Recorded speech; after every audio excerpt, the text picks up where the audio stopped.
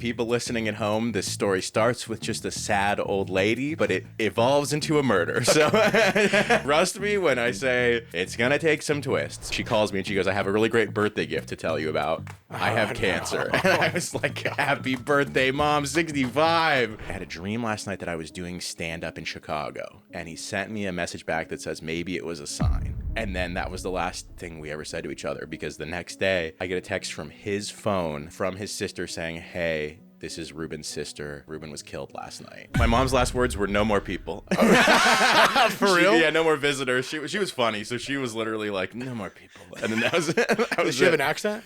No, just for the sake of comedic effect, Okay. she's slightly Italian. No, she did not have an accent, but at the end there, she was just like, I'm so sick of visitors. She was just like, I don't want anybody coming to see me. It was like during lockdown, all that stuff. That's so how I feel now, and I think I'm healthy. And well, maybe those are famous last words. Maybe that's it. Stay safe in that elevator on the way out. It seems under construction, and by which I mean recording Studio B. Yeah, recording Studio B. There you go. No one's gonna get that joke, but we don't need to explain it either. Brother, I appreciate you taking the time to hop on here. Yes, thank you for having me. Meeting for the first time. I'm excited because going into it, for anyone listening, I don't know much about the story. I was introduced through a friend. She used a lot of adjectives to describe how crazy it was, or just it's very. And I think that's how you're explaining it. So I'm excited to get into it. Yeah, it's a wild story. Where does that story start? I would say that story starts where a lot of stories about bad times in the past started for a lot of people at home, probably with lockdown. Mm-hmm. For the people listening at home, this story starts with just a sad old lady, but it evolves into a murder. So, so trust me when I say it's gonna take some twists. But yeah, so lockdown happens. I have a pretty decent job that's kind of on the back burner, like a lot of people, right? I'm getting that free stimmy money from the government. I'm kind of getting out of a crappy relationship. Like, it's not that bad to be at home. I was just hanging out with my parents, and it was just kind of like a chill time, like not the craziest time ever. Like, it was, I think for a lot of people, there was a lot more uncertainty. For me, the beginning of all this was kind of like, this is fine. It's whatever. No big deal. Hopefully it's not. I specifically remember saying to my friend, I'm sure this will be a footnote in history. Famous, Talk about famous last words. Yeah. I remember he brings that up all the time. Whenever I try to downplay something being serious, I'll be like, oh, it'll just be a footnote, right? And I'm like, all right, bro, I get it. I was wrong on this one. But so I'm kind of just locked in my house with my parents. And my mom had always had back issues, so she was kind of like laid up in bed, but it was like nobody had anything really to say about it, or anything, like it didn't raise too many red flags. It was kind of normal. And one day my dad sometimes can be a little bit intense in his reactions to things, where it's like, everything is fine, and all of a sudden it's like 0 to 60. You're like, I'm really freaked out. And my dad all of a sudden was like, you've been in bed for weeks. Like, what's going on? We have to get you to the hospital. Like what's going on with you? You can't get out of bed. And my mom was the classic doesn't want to go to the doctor person. She was like, I'm fine. It's a bad time to go. I'm not going. I'm fine. Like, my mom would downplay anything related to her health. It's just always. A footnote. Yeah, everything's a footnote. Everything is a footnote. It's for real though. And so then my dad I'm getting all these calls from my family that can't come visit. They're like, what's going on with your mom? And I was like, everything's fine. I think my dad is just kind of overreacting. There's a lot going on. I'll make sure that everything's okay. And so I kind of downplay to everyone the severity of the situation, because I really don't think it's that bad. And then kind of 2 weeks go by, and my dad goes into that bedroom and he goes, you look like you're pregnant. What's wrong with you? And I hear my dad say this, and then my mom says, okay, maybe we should go to the urgent care. So then I'm like laying out tanning in my backyard, and my mom walks into the backyard, and I see her sitting at the back table with her hands on her stomach, and her belly was just huge. Oh, no. And it was just like this all of a sudden moment where I just, like, the severity of the situation kind of kicked in for me, where I was like, oh, okay, something is really wrong. So she goes to the urgent care, and they're like, your numbers are terrible. We can't even look at what's going on with your stomach. You're like about to have a heart attack. They were like, you're unwell. And because of when this happened, I went from like life being normal, like everything was fine, to her just being gone. Like no contact, no phone, like no nothing. Like she just went from being there to like poof. And it was bizarre. And then a couple days go by, and on her 65th birthday, she is diagnosed with cancer, which the timing, I mean, she and I immediately laughed about it. She calls me and she goes, I have a really great birthday gift to tell you about. I have cancer. No. And I was like, happy birthday, Mom, 65. Welcome to the first day of the rest of your life. And at first we didn't know what it was. So they thought it was ovarian cancer at first. She kind of comes home. We get a little bit situated. We were waiting for more results. And then eventually we find out that what she had was called a pacoma, which is a type of sarcoma that's like a free-floating tumor in your stomach.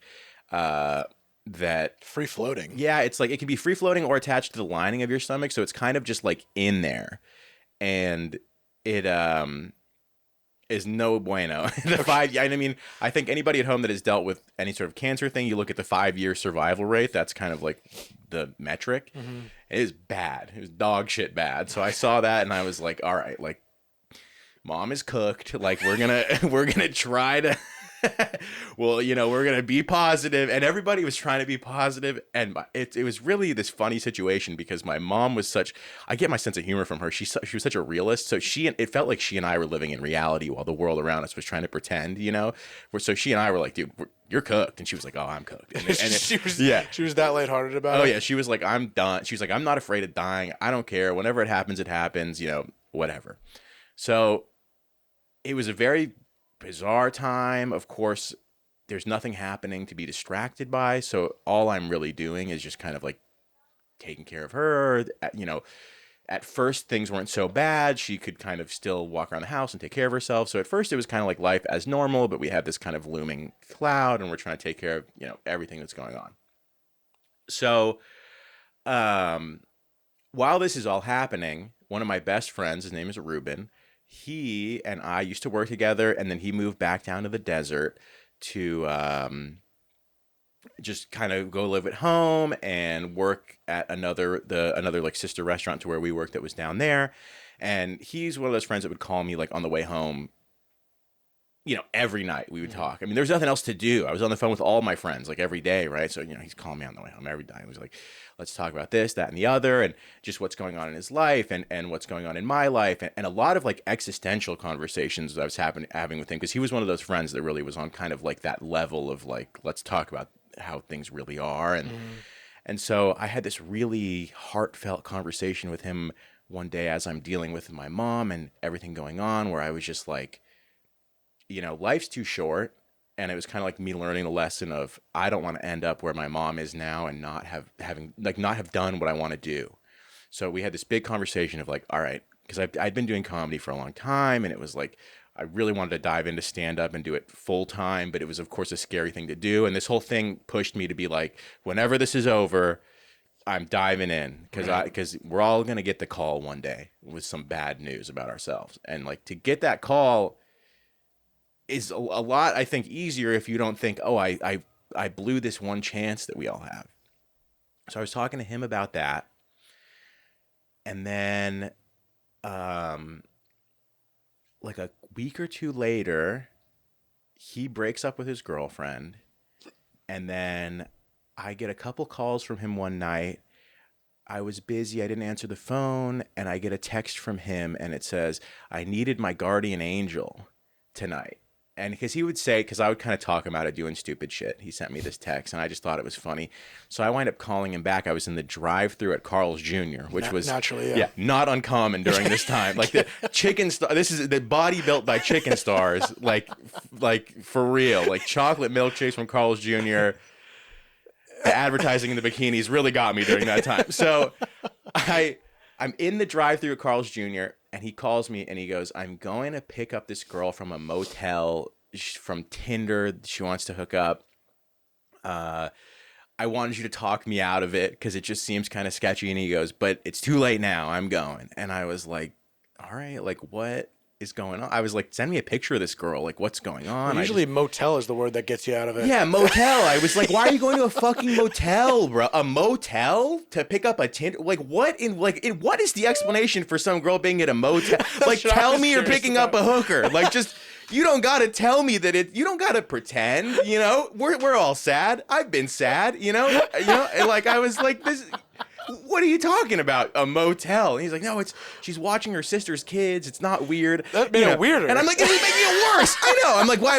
I was like, this sucks. I remember, I'm like I really do. A lot of friendships I have, I am like the voice of reason. I feel like a lot of my friends look to me as like the barometer sometimes of like, I've always just been kind of, I don't know, it's not that I make all the best decisions, but I do kind of feel like I've had a pretty, I don't know. I just feel like a lot of people, you know how it is. So,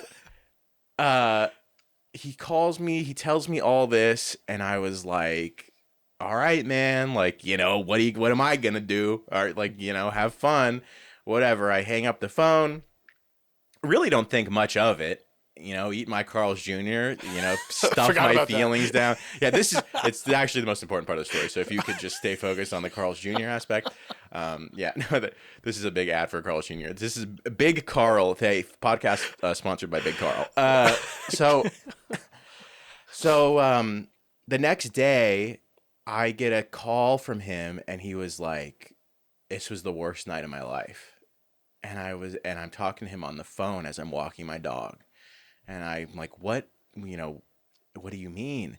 And he goes, well, I went to pick up this girl. It all seemed good. He goes, she was really intent on wanting to drink a bunch of alcohol. And he was like always the type of person that would, like, I knew him to be like, there was a time when we worked together and there's a girl he had a crush on for like 2 years that showed up kind of drunk to his apartment and he sent her home in an Uber. He was like always very conscious about like, I'm not trying to hook up with a girl when she's drunk, like blah, blah, blah. So the girl was trying to get him to go to the supermarket to get alcohol and he didn't really want to go. And they wind up going to the supermarket and he goes, well, I have like half a bottle of wine at home if you want to just drink that. They wind up going back to his apartment and he tells me they were just hanging out normal. She went into her purse saying that she needed to take a Midol for period cramps. They hook up, go to bed, and then the next morning she's like, where am I? What's going on? I don't know who you are.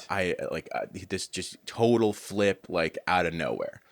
And he was like, it was at his sister's apartment, you know, like he was just totally freaked out. He was like, what are you talking about? Let me take you home. Like, I don't know what's going on. Like, he was totally panicked. So he drops her off back at another place that wasn't the motel. And then that next morning, she goes, you know, I appreciate you coming to pick me up. And then she starts saying, like, you know, I don't really remember consenting to anything. So she's kind of saying these things to him, and he's just having a total freak out because from his perspective, everything was all kosher. There was no reason for anything to be like this. And then, you know, to kind of spoil the story a little bit, this turns out to be a tactic that these people used to try to extort money from people. So this was kind of a common thing. This happened multiple times. And then there's actually later I think it's called Perkins is the name for the people. It's like when somebody goes undercover in the prison to get confessions. So there's also an undercover prison confession of her admitting to it wasn't Midol that she took. She took a bunch of Xanax when she was at his house. She drugged herself. It was this whole crazy thing. So there's, you know, it's such a bizarre story, such a delicate thing to even talk about. And it's been such a weird thing to talk about for years. The trial just happened like a year ago. So this so for everything that happened. So he calls me, he tells me he's freaked out. I told him, hey man, like tell your family, tell a lawyer in your family, like get ahead of whatever this is. Like I was just like, you just need to be careful. Like, you know, this kind of thing can ruin your life. And I know you didn't do anything wrong. He's like the sweetest kid I've ever met in my life. I was like, I know you didn't do anything wrong. You don't have to convince me. And he says to me, like, because they had met up, they had a plan to hang out later in the week. And then they met up early. Like I've had that happen with girls online where it's like you have this plan but then you want to see each other so bad, you see each other a couple days before, and then you kind of still have this plan that you already had. Are we still going to do this other thing? Yeah. So they had plans to get like dinner later in the week, and she kind of says, well, maybe we can still meet up. Like, and then he's like, you still want to meet up with me? And then he's such a nice guy. His thing to me was, well, maybe if I see her, like, she'll understand that I don't know what happened, but I'm a nice dude. Like, maybe I can smooth things over, yeah. Right?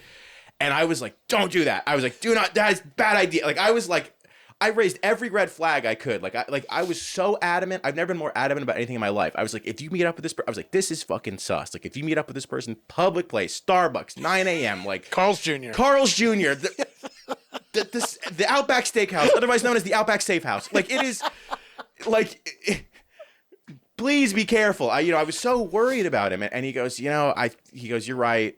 I'm not going to meet up with her. I'm going to tell some lawyer person in my family. It's going to be all right. And I go, okay. And then the next day, I talked to him for a quick second. He was like, I'm going to go play soccer at the park. He was just trying to go have a good time.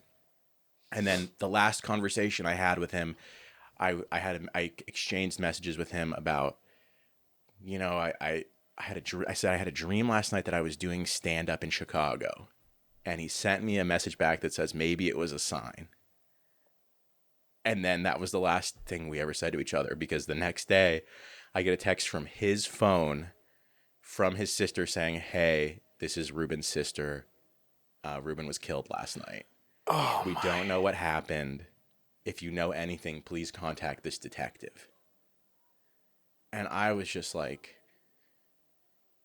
what the fuck? Of course I called the number, right? I'm like, is this a joke? Like, but I have a rule. The one thing I don't joke about, and I'll joke about anything, is I'll never tell you someone's dead if they're not. I had somebody do that to me once in my life where I thought somebody had died and it was a joke, and it brought up all those feelings, and I would net like that. So that's my, like, and people know that too. So I was like, I think this is real. Like, I don't think this is a joke. I don't think he would fuck with me like this. So that morning I'm like, oh my God, what do I do? And then of course the first thing I do is I go walk in and I tell my mom, who had become friends with him, because I'm sitting with my mom while she's trying to get better deal with her cancer. I'm sitting on the phone with my friend for hours at a time, like in bed with my mom. We were all talking, like we're all friends. I have to go in there and tell this dying woman that my friend got murdered. It was like she's the first person I told. And my mom and I were so close. I mean, she was like by far my closest, like she was like, I'm such a mama's boy, and I'm proud to say it. Like, I don't think that's a negative term. I love my mom. And she was like, of course, what is she going to say? She's like, oh my God. And so then I tell her kind of, he told me this stuff about this girl and this weird situation. And I knew immediately I had to call the detectives. So I called the detective, and I was so glad I did this because, even relaying this information now, and some things I purposely have avoided learning about, or it's just, there's so much, where when you try to wrap your head around something like this, it can be so difficult. I was happy because I have the transcripts, or I eventually read them in court, but I kind of right away told the cop everything. Like, I was just, here's everything I knew, the whole timeline, 12 hours after I had last spoke to him. I was like, I heard all this. They started asking me on the phone, like detectives, like, was he into drugs? Like, was this possibly a drug deal gone wrong? Like, they're asking me all the kind of questions that a police officer would ask a friend of a guy that got killed in a park. And I was like, he didn't even smoke weed. Like, he had just gotten wisdom teeth surgery. He wasn't even smoking weed. Like, he was like pretty much sober, like didn't really do anything. I was like, this is not a drug deal gone wrong. I said to the cop, I said, whatever you do, whatever you investigate, you need to investigate these people. Here's a picture of this girl. Because he sent me the screenshot of her Tinder profile. So I sent them the screenshot. It had a name. It was a fake name, but they had already had his phone. So in the moment, it felt so important. It felt like I have to tell them everything. Of course, in retrospect, they had his phone. I'm sure they would have deducted all of this. And also, I think one of his other friends told them similar information to what I told them. So in the grand scheme of things, it's not like I'm some sort of detective, but in the moment, it felt like I have to help them solve this murder. Like, I have to help my friend. Like, this is so... Damn. Yeah. What crazy thing to wake up to. It was, yeah, and plus, I mean, you got all this other stuff going on with your mom, but like yeah, it's just so layered. it was, yeah, the double whammy of all this was like so impossible to like deal with. I mean, it was Shock. even a shock, and then even like comparing the two, it's like kind of impossible not to. It's like there's kind of like, there's just a woman who's 65 is one thing. Your friend who didn't get to do all the things that he wanted to do in his life, the tragedy, it's just a monumental tragedy. So then I immediately am like, I need to. I was one of his closest friends, but when it comes to like all the people that we knew together, like at work, I was definitely his like best work friend, right? And so I was like, oh my God, I have to call everyone. I'd hate finding out someone's dead on social media. It's the worst. I found out my grandpa died on Facebook, and I was like, ugh, I hated that feeling. Oh God, that's a terrible way to find out. I know. It's my dad posted about it before anybody told me, and it wasn't even his dad. It was like it was funny. I mean, it was honestly funny looking back on it, but I know how that feels. So then I just one after the other call like everyone that knows him just to be like, hey, I hope you're sitting down. I have some really bad news. Reuben got killed last night. He got stabbed to death in a park, and so all the details. It's because now we're so far on the other side of it. It's kind of hard to keep straight what I knew at what time, but eventually, it comes out that he was stabbed, and they said like he was stabbed so many times it couldn't have been one person. It was like this whole thing of like, he's just this gruesome scene of being jumped in a park and whatever, and so we kind of lead the cops to figure everything out. They wind up arresting like a whole family. They wind up arresting the girl from the date, her brother-in-law, sister, and father. So it turns out that this had been kind of an ongoing thing that the girl that he went on the date with had been doing with other people, but those other people wound up no longer being interested in like robbing people, and so kind of like the crew that was doing this like shifted. So it went from we're extorting money from these people on Tinder, supposedly sometimes like married guys or stuff where it's just like, you hook up with them and then it'd be easy to get a couple bucks out of them and kind of move on to the next one. They shifted the crew to involve her father, which was kind of like the fatal mistake that killed my friend. He had killed somebody prior, like 10 years prior. So she goes to confront him. She tells him, let's go hang out in the park. So I guess this is now the story of like what actually happened, right? Or as far as we know, is she coerced him into picking her up and going to a park to like smoke weed and talk, which he didn't tell me about this, and I know it was because he was like embarrassed or didn't want to say anything or didn't want to admit that he was going to go try to smooth things over. So it's like nobody really knew that he went to do this, because if he had told a single person, we would have stopped him. His sister all the time talks about how she saw him grab the car keys that night and how he kind of hesitated when he walked out the door. Ah, damn. Drives the sister's car to the park, and he's sitting in the car with her. She makes an excuse to get out of the car, and then another car. I'm not sure if they were lying in wait was part of the charges. I'm not sure if it was another car, if they were, it all gets kind of muddled in my head. They jumped out. They wanted to steal the car. He fought back, and then the dad just like went straight to stabbing him like 40 times. Oh my God. Like just really Swiss cheesed up my buddy. Just really went like in on him. Like just said, I'm going to kill this guy. And there was, there's prior convictions of this person murdering somebody like 20 years ago. And he was, got knocked down in manslaughter. This person gets out.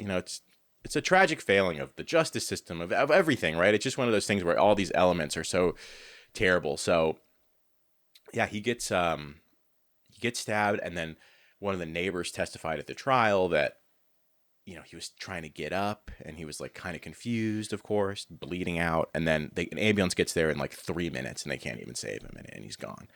So, and then that night they all went and partied. The people that killed him went and had a house party. And it's like, if you find out all these details like later, and all these things slowly start trickling out, and And luckily all this stuff is public. Like if anybody is really interested in learning details about this, of course you can look it up. I've avoided some of it. Like when because this whole thing happens, right? And then it's 4 people trying to organize court dates during lockdown. So the trial doesn't actually happen for like 4 years. So this is last year. So yeah, like this is like 6 months ago. I finally there was just this like dark cloud because I knew I was gonna have to testify. I mean, I had the whole testimony to the police officer. I sent them the photo. Like I was kind of, the prosecutor told me, it's like, well, you're pretty pivotal into kind of like his mindset at the time. Like all the details we've put together too, but like the mindset or kind of like what was going on with him. It's important that you are there. And I, of course, was like, never, because they were like, do you want to testify? I'm sure I would have been subpoenaed regardless, but I was like, from step one, like, I'll be there. Mm-hmm. Like, there's no question, of course. So this whole thing happens, and then it kind of gets put for a little bit on the back burner because I'm like, well, I got to take care of my mom. What am I going to do in this scenario? Like, what can I possibly do? And so they have like a memorial for him. It was like one of the only things I did during that time because I was being extra careful, of course, because my parents are elderly and like my mom was already sick. So I was like, I don't know what I'm going to do. We wound up going to his funeral thing. And it was just like, oh, such a bizarre experience. Like it was one of the, already people are feeling weird being together. And then they wanted me to eulogize him, and then I have people there that are expecting it to be funny. Like I remember, and and like, don't get me wrong, like I killed, but like, it wasn't like that funny. I wasn't like that concerned with, but I talked a lot. I talked in the thing about how there was this stupid, something I always think about when I think about him, which is so weird, the things that get tied to these moments, right? I'm sure you have some of these where it's like weird things that are so memorable. Is this documentary about this guy that like bulldozed the whole town in this homemade tank. Okay. Like it came out like 2 weeks after he died. I remember being at the eulogizing him, just being like, he would have loved this shit, like he would have laughed. It breaks my heart to have to want to text him about these things or these things that happen. And so I talked about that. And yeah, I remember when I was done, somebody that we used to work with was like, I thought you were going to be meaner.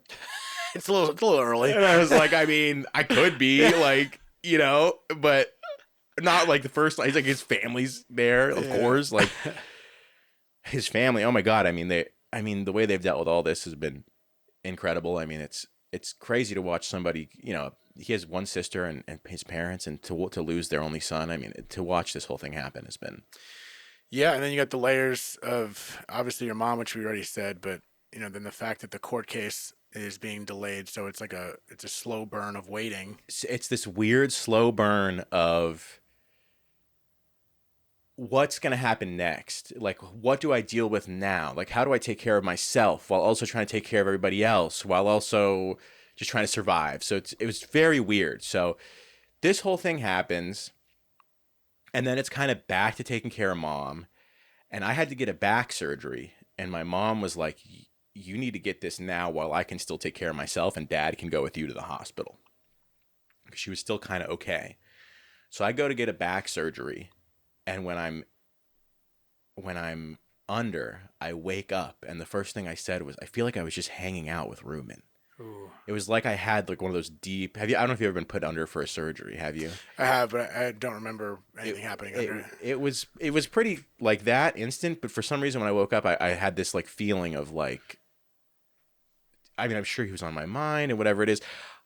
I struggle with all this stuff about, I don't know what I believe, like as far as all that. So this feeling, it wasn't like a remembrance of the dream. It wasn't like a distinct memory, but it was me saying like, I just saw him. Like I just saw Reuben, like in my like stupor, like waking up. And of course this whole thing is like, fresh on my mind. And it was so weird. And like 2 weeks before that, I met my girlfriend, who's still my girlfriend, on Tinder.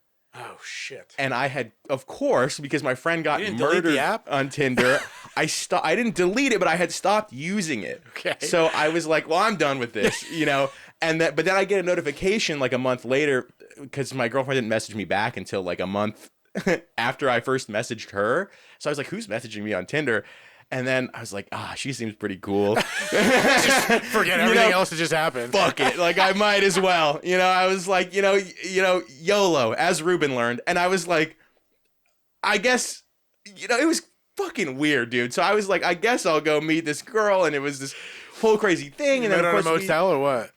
No. She was at a hotel, actually. So it was. That's the only time you want to hoe in front of anything. Yeah.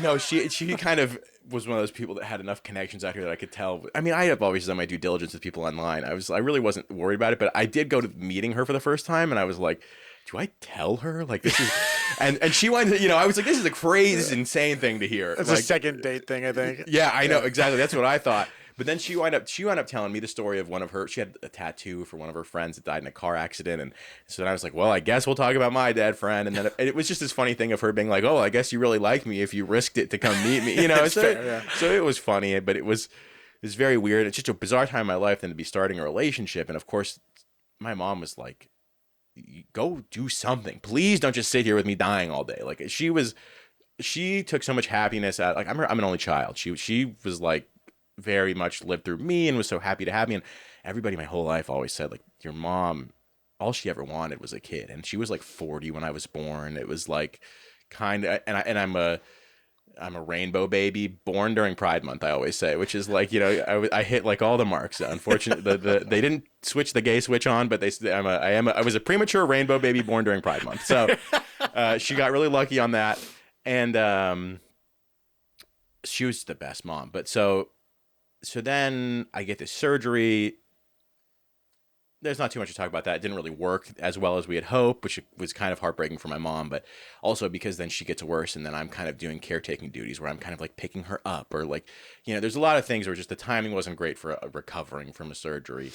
And then as she kind of declines, she's getting worse. We have this really weird moment where, and I learned so much from this, where she got sepsis, but we didn't know what it was. And she went from being like, we know it's going to happen not too long from now, to like, oh, she's going to die like today. Pretty like not out of nowhere, but it was not expected quite yet. How long has it been since the diagnosis at this point? So at this point, it's been like 9 or 10 months. Mm-hmm. They gave her a year. They said, you'll be lucky to get a year. So she was diagnosed in May. So now it's like March of 2021. And I didn't know what it was. And one of my best friends, his name is Frankie, he was like, his mom, of course, had also passed away like a couple of years prior. And he and I have this weird thing of like, one thing happens to all of us. One thing happens to us, it happens to the other. It's just kind of one of those friendships. And I'm always telling his friends, hey, watch out. None of them have gotten murdered yet. But he was like, this happened to my mom where we thought she was going to die, but it turned out to be sepsis. And, my mom had like a DNR and she was very much like, if it's time for me to go, it's time for me to go. I'm not worried about it. Like she had all of these experiences in her life that led her to believe there was something more. And she was just not concerned with it. But I didn't want to just let her die if there was like a way to save her. So I just had to make this like pinch decision because I was kind of like in all the legal stuff, like it wasn't my dad, it was me to make like all the decisions.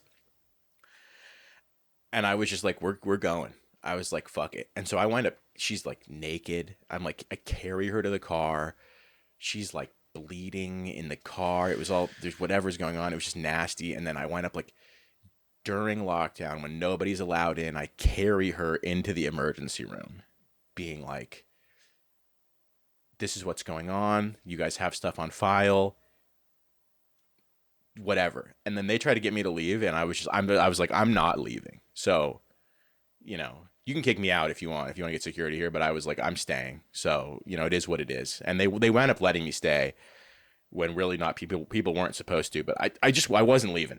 It was just, it was a real Wolf of Wall Street moment. Fucking, we're not leaving. I'm not fucking leaving. I wouldn't have been able to leave either. I get that. Yeah. I was like, I'm not going anywhere. So, they diagnosed her with sepsis and they wind up fixing her from like what truly, and I mean, she did not look good. Like in general, she had this giant tumor in her stomach. So she looked like pregnant, but she was also just this old very quickly, because she always looked so young, we became kind of this old frail woman. And when we were in the hospital, she wore this around her arm. This was my grandfather's. I took it off her that day, and then I started wearing it every day from that point forward. And this whole thing taught me this insane lesson, because we had all these things we wanted to do, right? Like, we had a movie we wanted to watch. We wanted to watch, I don't remember what the first one is called, but like After Midnight. I don't know if you ever heard of those movies. It's like a trilogy. It's like Before Sunset, After Midnight, Heard whatever. of it, never seen it. So it's a really good movie. I had watched it, and then I was like, oh, she would love it. And we had talked about doing it. And then, you know, this whole thing happens. I'm like, oh, we're not going to get the chance to do this. You know, that like the things you didn't get the chance to do. Yep. But because I had this experience where I thought she was gone and she kind of miraculously came back, I had this crazy realization of like, and immediately we're back to procrastinating doing those things.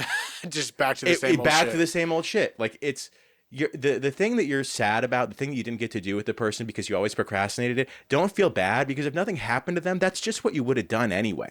Yeah. You know? So I had this really weird, like, oh, like, that's how this is. And I got this kind of taste. The whole thing was these weird, like, when she first got diagnosed and she got whisked away for 3 days out of nowhere. And then this other thing, it was almost like the, like, dipping your toes into her being dead. But you know, not quite as fun as the pool, but, you know, there was still joy to be had. I was wearing floaties in the hospital. So, but it was this massive lesson. One that has, like, definitely changed my life, of just knowing that, like, oh, like, those things, don't dwell on those things. So I don't dwell on any of those things at all. Like, the things that I'm sad that my mom's not gonna be there when I get married, or that she doesn't get to see. She never saw me do stand up. Really, she saw me do like improvised stand up, but you know, she never saw me do a lot of things that I'm passionate about, or whatever it is.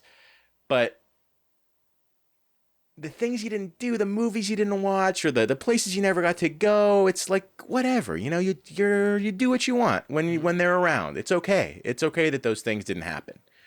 So I was really thankful for that lesson. And then she comes back from the hospital, and then we're in, like, you know, full-time nursing. Like, the nurses come to the house. We're in, like, full hospice care at home, like, for a month. And it was, I mean, you know, my dad and I are taking care of her, and then the nurses would bathe her, and it was just kind of that, like, we knew it was coming. Then you kind of have this moment of hope of like, oh, maybe, because you know, Play that seesaw, yeah. Because sometimes people have that thing where it's like right before they die, they become super lucid, and like they, you know, whatever that's called. But for her, it was almost like a month before. She kind of gained a little bit of extra mobility in her legs. The tumor got a little bit smaller, but we learned now it was just collapsing in on itself, because it was just like this dead mass that was like, you know, disintegrating.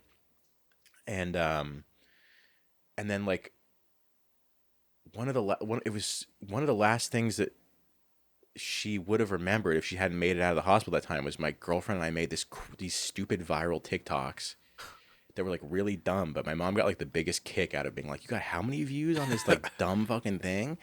And one of the last things was that we covered ourselves in shaving cream to make like a stupid TikTok. And I walked in her room, and I so when I realized she was like slipping into like this sepsis coma, so this is kind of like a step backwards in the story, but I was covered head to toe in shaving cream. You know, just the dumb things you do at home during COVID, right? While your mom's in hospice, of course. Yeah, right, yeah. You know, it's just, you know.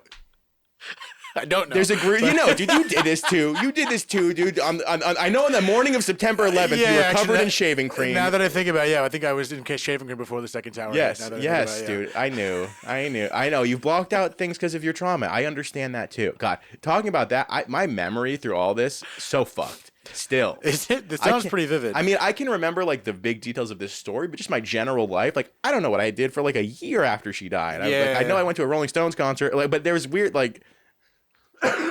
Let it out. It fucked with it absolutely, completely fucked with my memory. So then, you know, she eventually takes a turn for the worse, and we kind of know how it's going to be. And I wake up that morning, and I kind of knew it was going to happen that day. And I took a nap by her, and I had a dream that she was like rubbing my back. She was like a masseuse, so she was like always rubbing my neck and stuff. And so I had this like dream, and I remember thinking like, oh, she's good enough to rub my neck. And then it was like, no, but it was this dream. And then I woke up. And And then the nurse came and was like, it's going to be an hour or two because the blood was pooling in her fingers and you can kind of tell like the person's about to go. And so then, you know, an hour later, she just kind of started that final breathing thing. And as right before she died, she opened her eyes and like looked up at the ceiling. Like my dad is kind of religious. So to him, it's like she was like looking at God or like looking at angels, or her mom came to get her because like 3 years before my mom got sick, her mom had died. So my mom, I've lived in a world without my mom longer than she ever did. It's all weird shit. But yeah, she kind of like has this final moment and like opens her eyes and it's very weird. And then she lets out her last breath. And then there I was like faced with this moment that I had been preparing for like 11 months, right? Where they diagnosed her on her birthday. They said you'd be lucky to get a year. They fucking nailed it. They fucking killed that shit. Like your doctor usually doesn't want to give you a timeline, but let me tell you, if you pressure them into it, they're pretty good at it because they nailed it. So 11 months later, she's gone. I remember looking, I had done this weird thing like for months, of course, because I'm just like sitting in my bathroom with nothing to do this whole fucking time. There was all these times where I was like, you're gonna walk into this bathroom, you're gonna look in the mirror, and you're gonna look in your own eyes in the mirror, and you're gonna say like, and now like my mom is dead, and now I'm living in that reality, and I like had been preparing for that for months, and then that was like one of the first things I did is like because she was, I couldn't really give her a hug because she was in pain because of all the things, so I like when she died, I gave her like the last hug I could ever give her, and then I walked to the bathroom and had that weird moment of like, okay, here we are. Like this eventuality has happened. Like she's gone. What's for dinner? Like it was, it was wild. So you went off script or what? Did you say it? No, it was, I improvised a little bit. Luckily, Tarantino wasn't directing my mother's death, so nobody yelled at me. But so I had this kind of like, oh shit, like here we are. And then one of my friends was like, well, do you need to eat? So can I get you some Dave's hot chicken? So as my mom is still dead in the other room, my friend shows up with some Dave's hot chicken. And this was the last time I ever ate Dave's hot chicken because now I knew not to eat Carl's Jr. because if I had, I wouldn't be the here. ultimate sacrifice. Yeah. So I had some Dave's hot chicken, and now my partner in laughing about all this is dead, right? Because she and I had been kind of like whatever. And my dad is more sensitive to this kind of thing. He doesn't really see the humor in it. He doesn't like, I make jokes about it and he likes that people laugh, but he doesn't really love that I joke about it. And that's his right to feel that way. I understand not everybody can be like us, fucking weirdos, right? But I just remember the coroner, or not even coroner, whatever, the guy that like takes the body to the morgue, just shows up in his stupid little suit and like is like this like very like tiny Hispanic man with like a thick accent that's just like, I'm here to get your mom. And it was just, he just looked like a cartoon character and it was just so funny. And he brings the thing in and then they put her there and cart her out into this like hearse that was like 50% a hearse, but also kind of trying to disguise itself as not a hearse, but it was like very clearly a hearse, and the neighbors are seeing what's happening. And I'm just thinking to myself, like, oh man, I wish I could joke around with her about, immediately just like, this is crazy. Like, this is just whatever. So then that, of course, all happens. I have to like reacclimate to life, without the number one support that I've had forever and figure out how to live a whole new life. And then looming in the background the whole time is I still am going to have to testify at this trial. Like, right. This is... I forgot about that. Exactly. So it's this whole double whammy thing where I'm like, oh, what the fuck? Like, I still have to... This, like, thing that I can't let go of. So, time goes on, and I'm hearing, like, maybe this is going to be this date or this date. And they have, like, a really hard time nailing it all down. And I... one day finally get the call that it's actually going to happen. And this is now 4 years after he is killed. I'm living a whole new life. Like everything is completely different. Thankfully, a lot of what I had to do in the courtroom was kind of just reference what I had already said to the cops.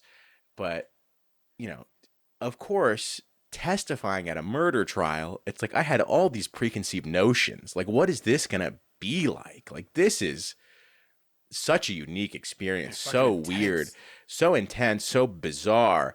And I show up to the courthouse and it's like I don't know. I mean, I guess we all imagine like these big courtroom dramas where there's this like the beautiful mahogany wood and there's like this big thing, and then I walk in, it's like this. It looks like the DMV. It's like a shitty plastic. It's like you could have got a nicer courtroom for my boy, but I remember that was like the first thing because I wasn't allowed to be there for the trial because I was a witness, so I had to like sit outside, couldn't see any of the testimony before or after or any of it, and so a lot of this I've heard secondhand, and I just remember walking in and thinking like, oh, this is like so drab. Like I thought it was going to be a little more like boring, a little more like boring. Like this is not as exciting as I was hoping it would be. So they put me on the stand, and they kind of just asked me the questions about, you know, how was he feeling, like what was going on, and there was 3 defense attorneys for all the, you know, the people that were there, and the dad that supposedly did this most of the stabbing, and then the girl that lured him, and then the brother-in-law that supposedly was kind of forced into going. We don't know. His sentence wound up being the lightest, but everyone else wound up getting life. But so I am on the stand and they're asking me all these things, and I said there was something I said that made all of the defense attorneys kind of lay off because I think I went in a direction that they didn't want. And they were like, well, what was he acting like? Blah, blah, blah. And I just said he was scared. And I guess 2 people that had testified before me had talked about like him being scared. Oh, wow. And me like kind of hitting the buzzword was, I guess, what the prosecutor wanted and not what the defense attorneys wanted. And they all stopped asking me questions once I kind of like got to that part of it. Was that corroborative evidence? Is that what that is? I mean, I guess like it doesn't matter, yeah. but it was just once I said that, they're all right, like, you know, if we might need to call you back so you're not able to watch any of the testimony in case we need to clarify, and then you can go. And then the trial went on for like, you know, 2 or 3 weeks, and then eventually they wind up, you know, because they'd been in jail for like 4 years. They had all these, there's a mountain of evidence against them, the things that, you know, phone records, the things that they did the night after he was killed, like the conversations they had in jail, like just all these things that came to light about everything that was just, it really wound up, they really did, it's you know, it takes, when it takes 4 years, you can get frustrated with the justice system or the police department, but when you wind up faced with what they pieced together over those 4 years, it gets very like, oh wow, they really figured this out. Like they as pretty much and you know, not, short of having like a bug in the car or figuring out the exact conversations they had, they really had it kind of nailed down. So is this a relief? Yeah, it was. It's a relief that it's done, right? It's I mean, of course, you want. I so badly want the family to get whatever they can get out of this, right? I want them to feel better. I want them to feel like justice was served. I don't have. I mean, I learned so much about myself because of all this. I don't have like a super angry feeling towards the people that killed him.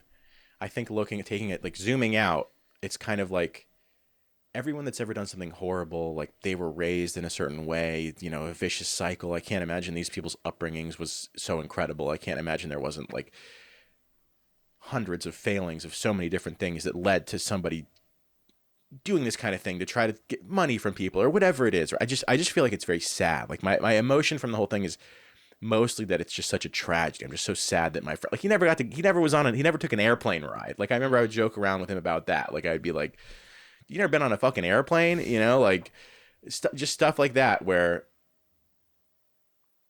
you can't dwell on it. I guess, you know, it is what it is. It's just, it is such a tragedy, but I do feel relief from not having to, I mean, every gig I was scheduling, right? I would think to myself, like, I hope I don't have to cancel this for the murder trial. I mean, of course I would, but it was 4 years of this thing, like getting pushed back and getting pushed back. So I was just, everything I did, or when I would go out of town or any, you know, whatever it was, I was always thinking like, oh, I hope they don't call me. Like it was just this weird looming thing for so long. Do you feel like it had an effect on your grieving process at all?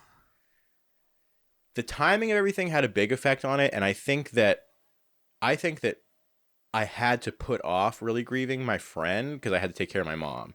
So I do think that I kind of pushed it off, and then having the trial, it's kind of this constant like reopening of wounds, or you have to learn the trickle down effect of like people know things, but you don't get to know them yet until it's at trial, and then you learn them, or like one day at a time. It'll be like, oh, this person testified, like the day that the neighbor testified when they came out to find him, and then like the situation and the state that they found him in. That was a really tough day for everybody, because you have to really face the facts, right? Of this is like the immediate consequence of what happened was, the details of the stabbing, and I mean, I'll never forget hearing like he was stabbed so many times they figured it couldn't have been one person, and I'm not sure if they pieced together if it was one or two people that actually did it, but the dad went nuts. He went off. He really just, my friend fought back, and he just said, I'm gonna just kill you.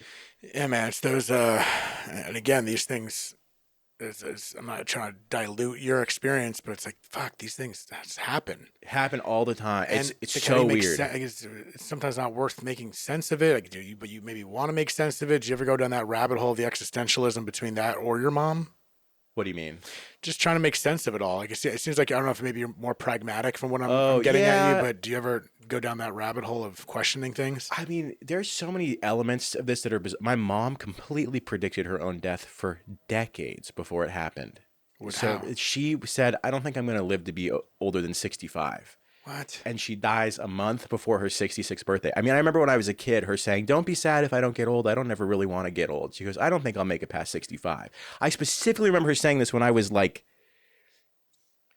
9. I mean, bizarre. It was like the universe was preparing me for this eventuality. Plus, you said she wasn't even fearful of death, too. No, so she wasn't. Really did time this out. She really nailed it.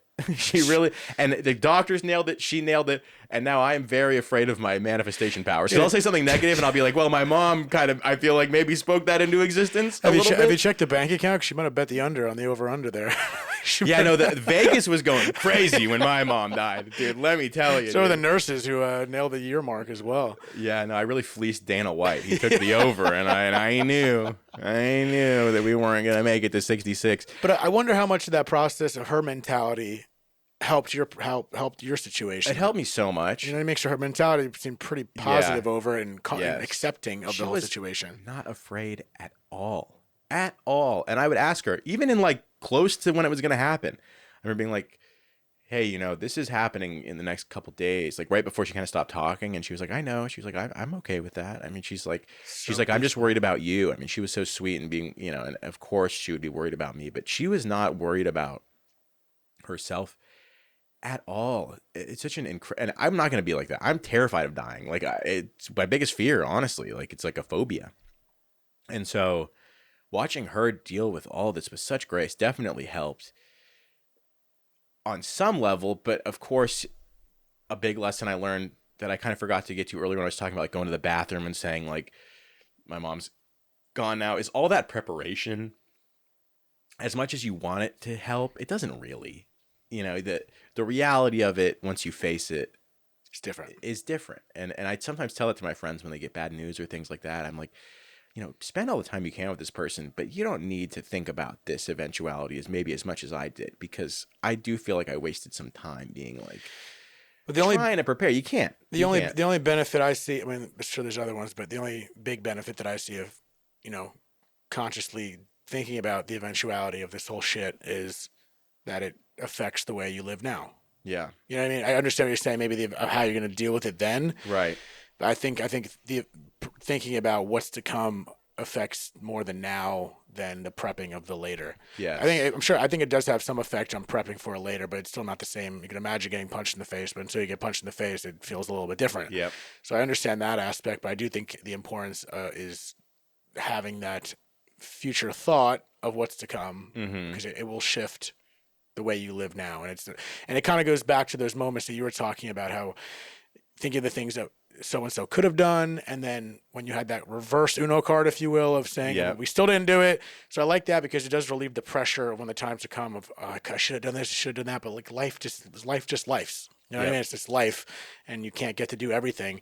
But at the same time, due to that experience and due to thinking about someone being gone, it might light a fire under your ass to get through that procrastination to do the things you want. So it's the whole back and forth seesaw, yada, yada, yada. Completely lit a fire for me to pursue my career the way I have since all of this. I mean, because it was just, it's going to happen to all of us. You know, you can either do your best or you can, you know, live in fear of these type of things happening. And yeah, I mean, I kind of, you know, my first really sets on stage were all about talking about my mom. I mean, how could they not be? I mean, and that's also like the classic comic thing of the dark humor at the beginning, and then eventually you learn maybe you don't always want to bum people out, but but I had a good reason. And so that's kind of how I started this, and then it eventually turned into recording a short comedy special that kind of like the focal point is my mom, and there's like a lot of love went into that, and it was really nice to kind of put out this kind of like love letter to her, even if it is, you know, some of it is stupid dick jokes like there, but that's, you know, she would have loved that, right? What else is it going to be? But so I did that, which was awesome.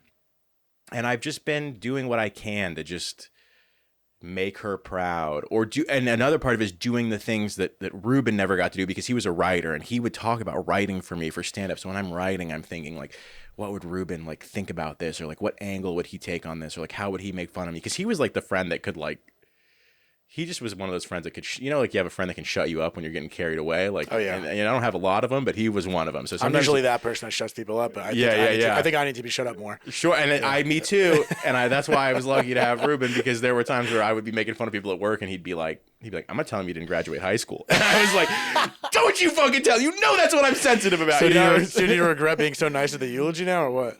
I should have been meaner. They were right. They were right. No, I don't. I mean, I just have been trying to think of the family. Like even when we started talking about doing this, the first thing I did, of course, I hit up the family to be like, "Are you okay with me doing this? And is there anything you want me to say?" And like all that kind of thing. Which you have something to say, right? I do. Yeah, the family did write something for me to read, which.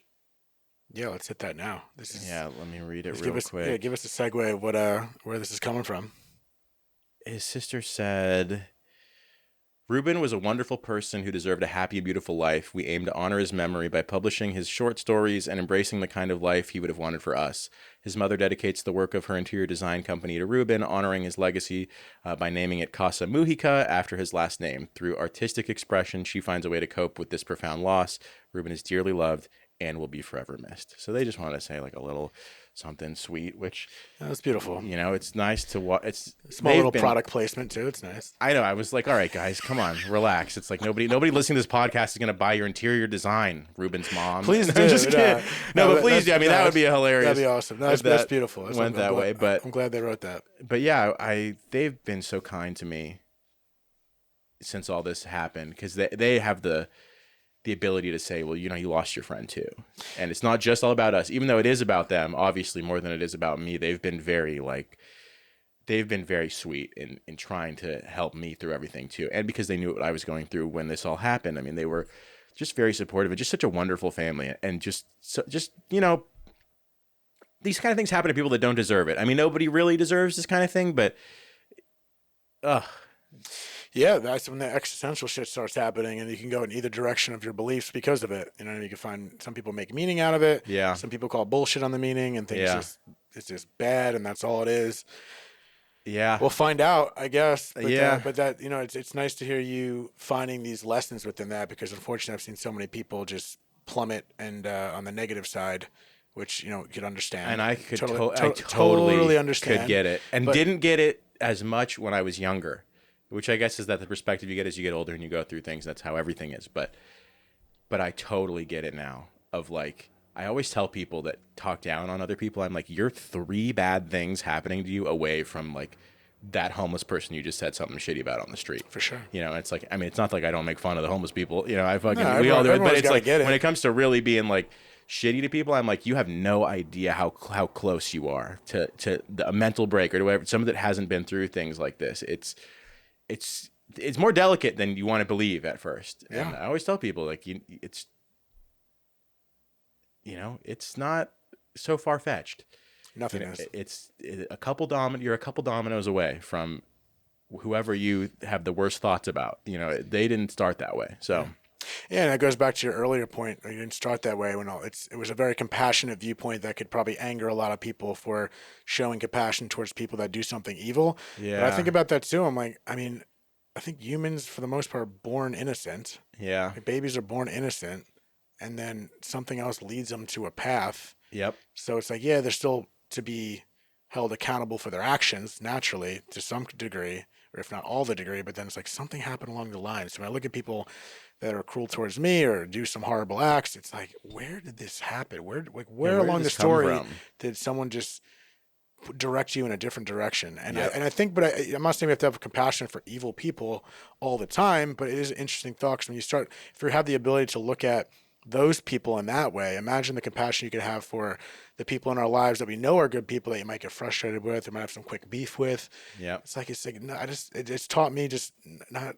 I used to maybe take things more personal, and now I'm just like, I'm not even sure if I could take anything personal, no Yeah. matter what it is. As maybe you could fool me. I don't know, but I like to think I have some street sense at the same time. But it's just this whole death thing, and you're saying you're bringing people down in the comedy aspect if you talk it up, even though it's comedy. Right. It's not a downer. It's just a quick look. It's like you don't have to stare at the sun, but a quick glance at the sun once in a while lets you know it's there. Yeah. And then it just again it affects everything that I do.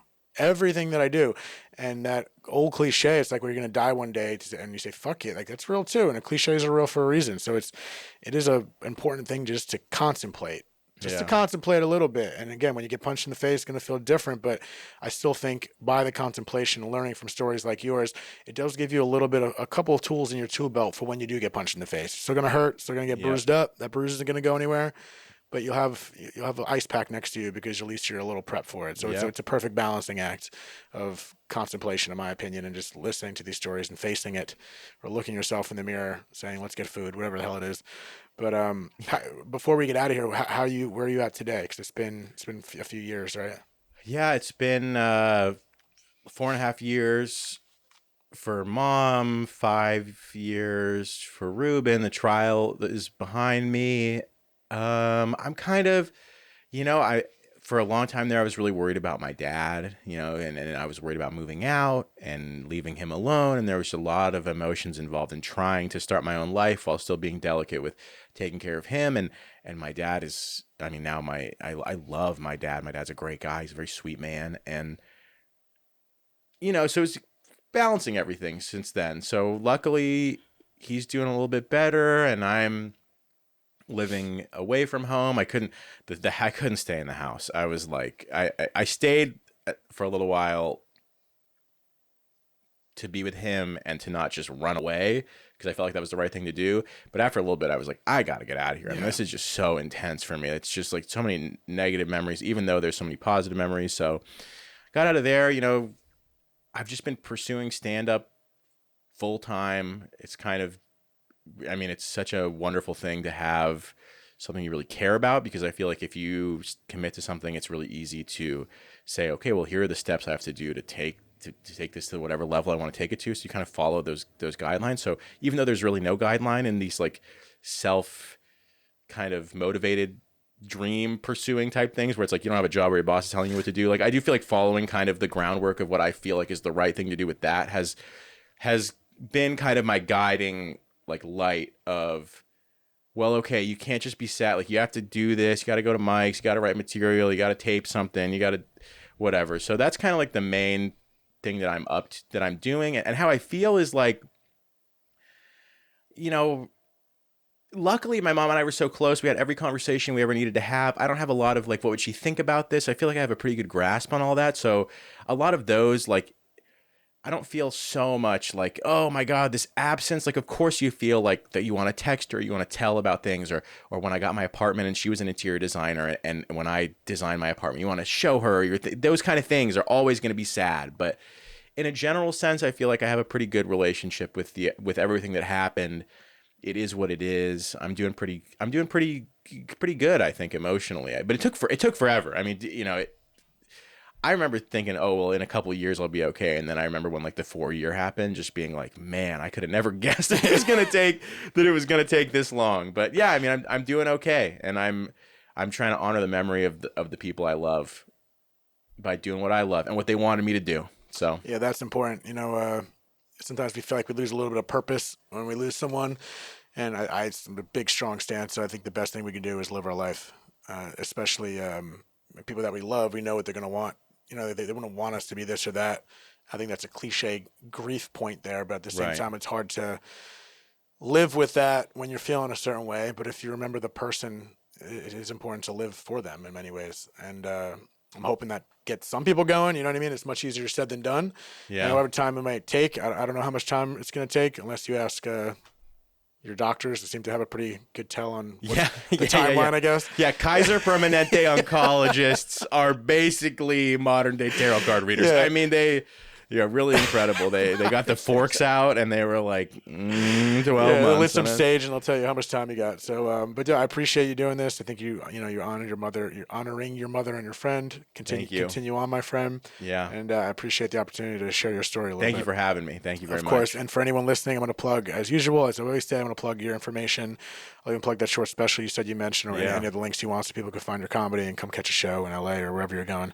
So, other than that, dude, I appreciate you. It's nice to meet you. Nice to meet you as well. Until next time, Dead Talks. Peace out. Thank you so much for tuning in to another episode of Dead Talks. Please do not forget to hit the subscribe button and also the notification bell. That'll give you updates as to when we post a new video, more episodes, and more content in general. We are streaming in all the major podcast platforms, including Apple, Spotify, iHeartRadio, Pandora, and all that.